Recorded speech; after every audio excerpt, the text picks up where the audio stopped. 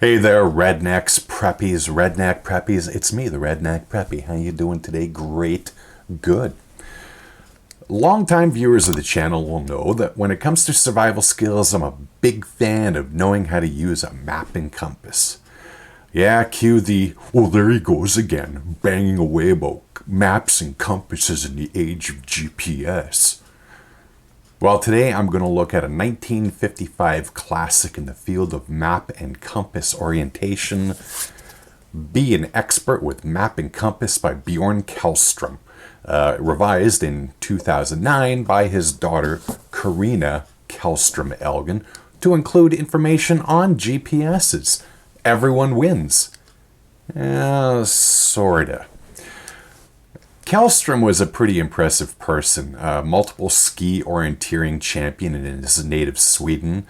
He helped invent the modern protractor-based compass that we still use today, and he was a co-founder of Silva Sweden AB, the compass manufacturing company. The man was the real deal. Now, there are a number of ways to learn map and compass orienteering. You can do a course, perhaps watch a number of videos. Reading a book might not be the obvious choice in 2023. Well, since Kjellstrom wrote this book, it's gone on to sell 500,000 copies through its various editions. So plenty of people have done exactly that. Now, on to the book itself. It's divided into 4 broad areas: how to use a map, how to use a compass, using them together, and finally, the sport of orienteering itself. Now, in the map section, you get a basic but good overview of maps, what the symbols and legends mean, and most importantly, how to actually read them. For those people who generally use road maps, for example, I think they'd be surprised to find out how much you can actually learn using something like a topographical or orienteering map. Now, without overselling the romance of paper maps, after some experience, you can actually build in your mind a view of an area simply by looking at a topo or orienteering map.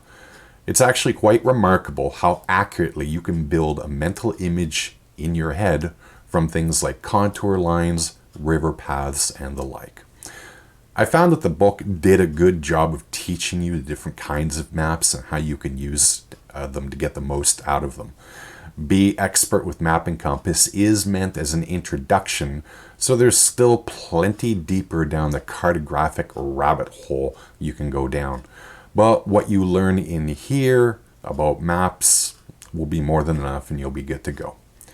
Now, next up is a section on compasses. Given this is a book on orienteering, probably not a surprise that it focused most of its attention on orienteering compasses.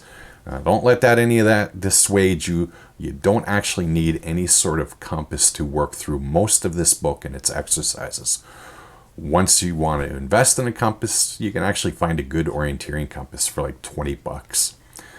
It goes through the basics of compass use, things like how to find bearings and navigating by just using a compass. There are some easy exercises in this section which set up what's coming in the next one when it comes to start orienteering, such as learning about time and distance estimation and plotting courses of travel. Honestly, even someone who's never held a compass before might be surprised to learn how easy this stuff can actually be. Now, the meat and the potatoes comes in section 3, using maps and compasses together. You take the skills you learned in the first 2 sections and combine them to start orienteering. Again, there are some exercises that you and friends can do out in the field, which put into practice what you've learned. Again, if you're new to this, you'll probably be surprised how simple a lot of this stuff actually is. If you're just learning to navigate, the first 3 sections that form the core of the book will teach you everything that you need to know. The final section concerns competitive orienteering as a sport, larger than you might think it is, by the way, particularly in Europe, and that it's actually the largest by page count.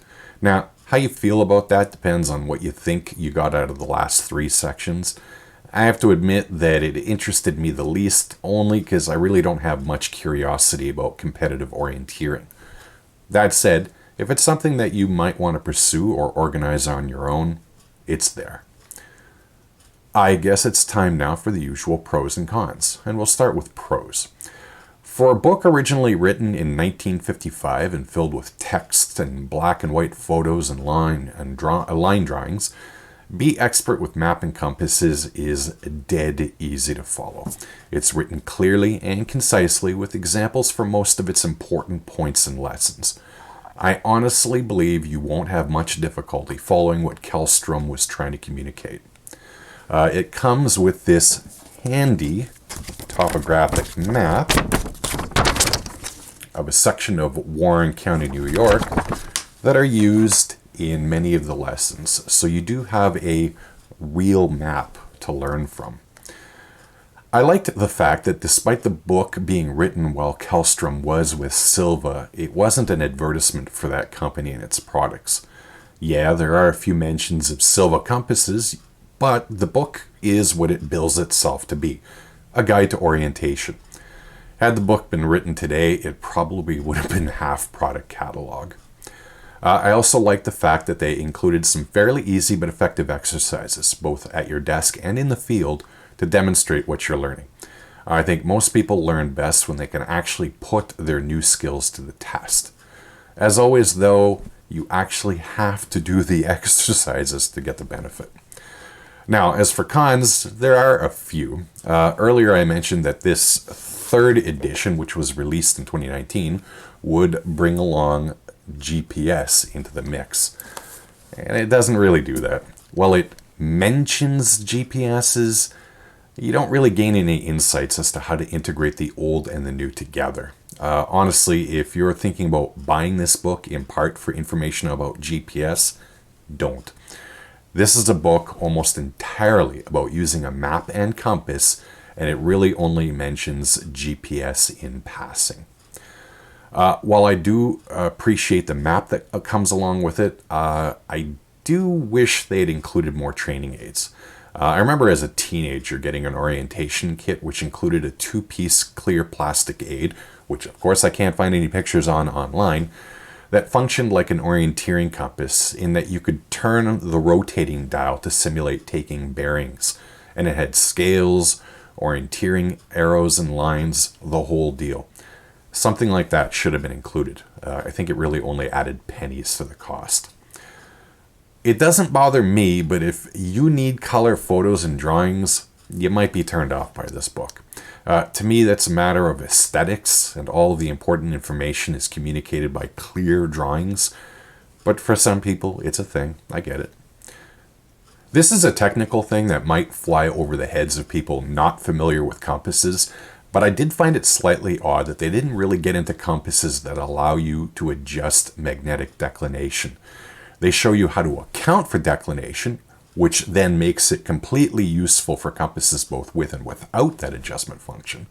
But a reader would be surprised going compass shopping after reading the book to learn that you can buy compasses which allow you to adjust and set the declination for the area that you're in. It's a niggling complaint, but it did stand out to me. Finally, I think most people would consider the section on competitive orienteering to be a waste of time. Fair enough. I don't think it really adds much in the way of technical information that would be useful to you in learning how to do orienteering. Recommendation time. Do I? Yes. I suggest picking up a copy of Be Expert with Map and Compass if you want to learn orienteering. It's clear and concise, and anyone wanting an introduction could do far worse than Bjorn Källström's book. Sure, you can probably find similar information on the web, be it a web page or a video, but there's something to be said for having an always-on reference to the subject matter. At worst, it's a useful companion to videos. Personally, I think if you're going to get more information out of this book than you will most videos, but I can understand if someone needs a live demonstration of the techniques. So if you want to learn more about orienteering and you like books like a normal human being, I would recommend Be Expert with Map and Compass. At any rate, I hope you found today's video to be vaguely entertaining and at least somewhat informative. As always, I hope you develop some of those skill sets that might perhaps just save your life one day. Or you can just have fun with them. Take care, and bye-bye.